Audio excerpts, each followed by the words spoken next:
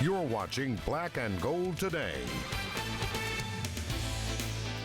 Welcome back. As we mentioned over the last couple of weeks, there will be no fans at Heinz Field for at least the first two home games. And last week we shared you the story of how the Renegade Tailgate are adjusting to not being at their prime spots to tailgate at Heinz Field. This week, in part two of our feature, videographer Kent Urbanski brings us the story of how one Steeler couple brings Steeler Nation right into their home. Our whole thing's about the tailgate before the game. Renegade tailgating, yes! This room's 35 by 45. I just thought it'd be a great place to have a Steeler room. This will be the gathering place this year when, with no fans being allowed. Already have a big one planned for the Denver game. We're probably going to have about 50 people here. A lot of people come from out of town. We're just going to have a wonderful Steeler weekend. So going to have a lot of them here is going to help make it easier not being at the actual stadium. Got tons of memorabilia, game used items, actual stadium seats, actual Heinz Field seats. From 2001 to 2016, they were actually seats in the stadium.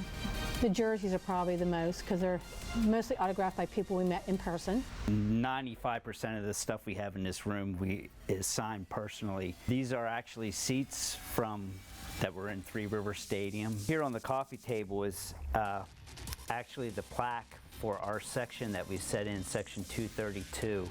Then I have a Heinz Field seat over here that was gifted to me from a contractor that had built Heinz Field. Troy Polamalu, we had a discussion one time about some personal things, and his wife had brought me this out into the parking lot. He had a little message on there for me, and I see that, and that really means a lot. We wanted a bar put in the basement, so it took us a while, and I wanted black concrete. He came up with the idea of embedding memorabilia into the top. Seems to be the favorite place for everyone to sit during a game. As she was saying, the bar's the favorite place for people to sit there, right in front of the big drop-down screen we have here. There's no bad seat in the house. Mike, you and I over the years have done some great stories on fans and their man caves, if you want to call it that, and I think that's the best one I've ever seen. And boy, just millions of dollars, I feel like, in merchandise, whether it's the merchandise or the autographs themselves. I'm just hoping I get an invite this week because right? Depending on what they're grilling, I think I'm showing up right on time for kickoff. Yeah, that thing is awesome. Such cool memorabilia, as you said, those stadium seats, all the different autographs, jerseys, that bar, huge, tons of space. Looks like they're going to have a good time and enjoy the game. And unfortunately, you wanted to do it the way you're used to with the tailgating and getting to be down in Heinz Field, but it still looks like a great Sunday to me. I'd be afraid of just bumping into something and possibly knocking it over, but that smell of a barbecue would be great too. Yeah. Still to come on Black and Gold today, we'll have our flashback moment, plus we'll give you our fantasy football sleepers as a lock and our picks coming up.